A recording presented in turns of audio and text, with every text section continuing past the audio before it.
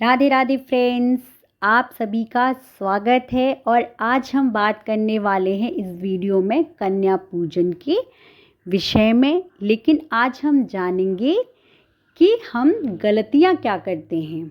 हम उन गलतियों के बारे में जानेंगे जो हम कन्या पूजन करते समय करते हैं। देखिए, पुराणों में जितना महत्व देवी पूजन का दिया गया है उतना ही महत्व कन्या पूजन का भी दिया गया है। क्योंकि जब हम अष्टमी नवमी को अपने घर कन्या पूजन करते हैं तो वो स्वयं दुर्गा स्वरूपा ही हमारे घर में प्रवेश करती हैं और हम उन्हें लक्ष्मी स्वरूपा, दुर्गा स्वरूपा, सरस्वती स्वरूपा मानकर ही उनकी पूजा करते हैं। लेकिन हम गलतियां क्या करते हैं, हम ये जानते हैं। तो देखिए, सबसे पहले जब हम उन्हें क्या करते हैं कि किसी के भी घर होते हैं तो कन्या हम पकड़ कर ले आते हैं। इस तरह से ये नहीं करना है। आपको करना है कि जाकर पहले उनके घर कन्याओं को आमंत्रित करना है। या तो कोई घर का बड़ा या फिर आप पति पत्नी दोनों जाकर कन्याओं को आमंत्रित करिए।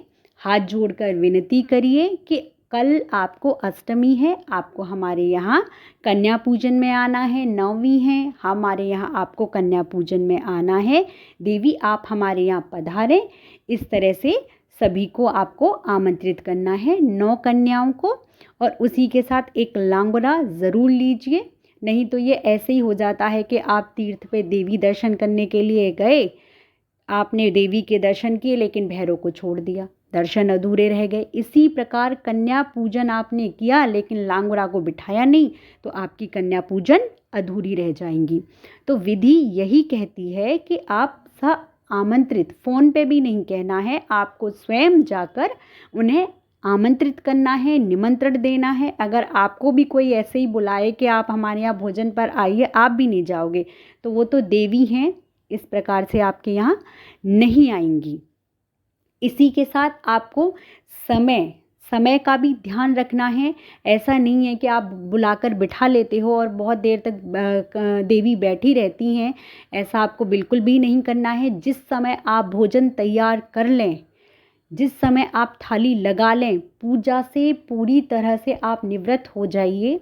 अपनी पहले पूजा कर लीजिए। पूजा करने के बाद आप अपना श्रीफल भी फोड़ लीजिए, तोड़ लीजिए। उसमें से नारियल जो होता है वो निकाल लीजिए और उसी के साथ फिर आप कन्याओं को आमंत्रित कीजिए। जल्दबाजी बिल्कुल भी नहीं करनी है आपको। आप 8 बजे कर सकते हैं, 9 बजे कर सकते हैं, 10 बजे, जैसे आपका समय हो। इसमें जल्दबाजी बिल्कुल भी नहीं करनी है कि कन्या खा चुकी होंगी।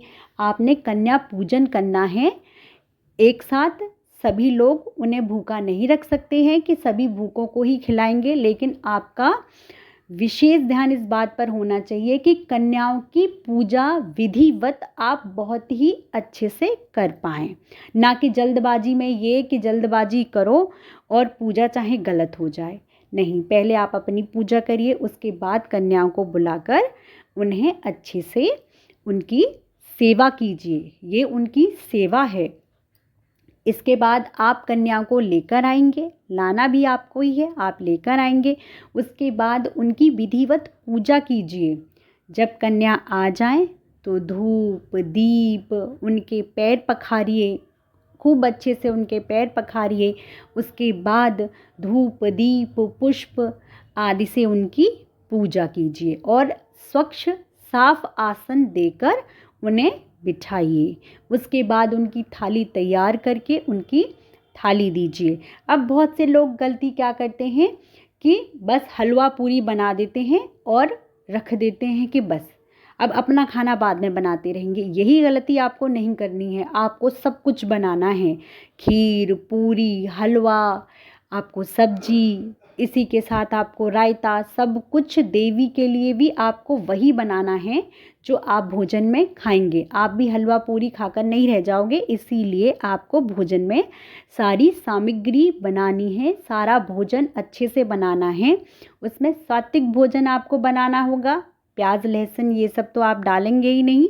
सात्विक भोजन बनाइए। इसी के साथ आपको क्या नहीं देना है, बिस्किट चिप्स और आप जो ये सामान देते हैं ये सब आपको नहीं देना है। चिप्स में प्याज लहसुन होता है, ऐसे ही बाहर के बिस्किट में अंडा होता है। ऐसे ही बात, तो आप जब स्वात्विकता का ध्यान रख रहे हैं, पूरी सरलता का ध्यान रख रहे हैं, तो इन चीज़ों को भी आप भूल कर भी मत दीजिए। इसके साथ आप क्या देंगे? आपको देना है श्रीफल।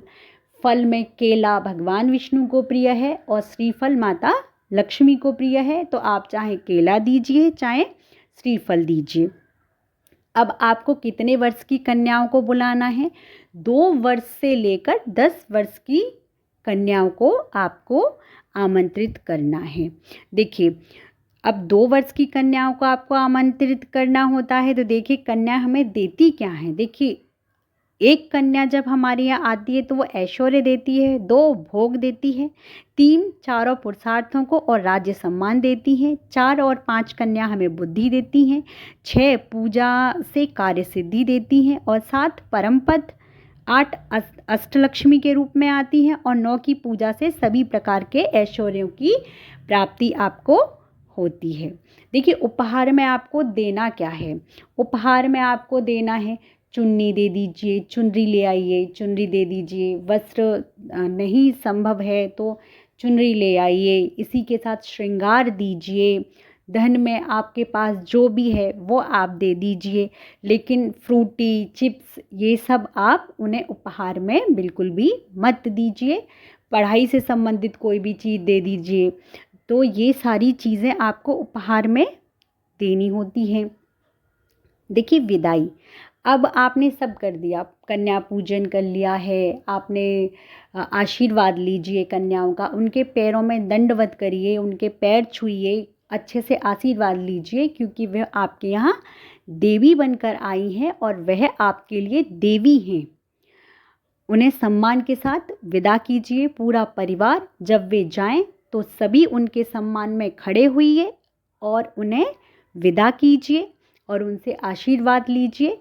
तो ये थी जानकारी मेरी तरफ से कि कौन कौन सी गलतियाँ आपको पूजा में नहीं करनी चाहिए। इसी के साथ मैं वीडियो को समाप्त करती हूँ।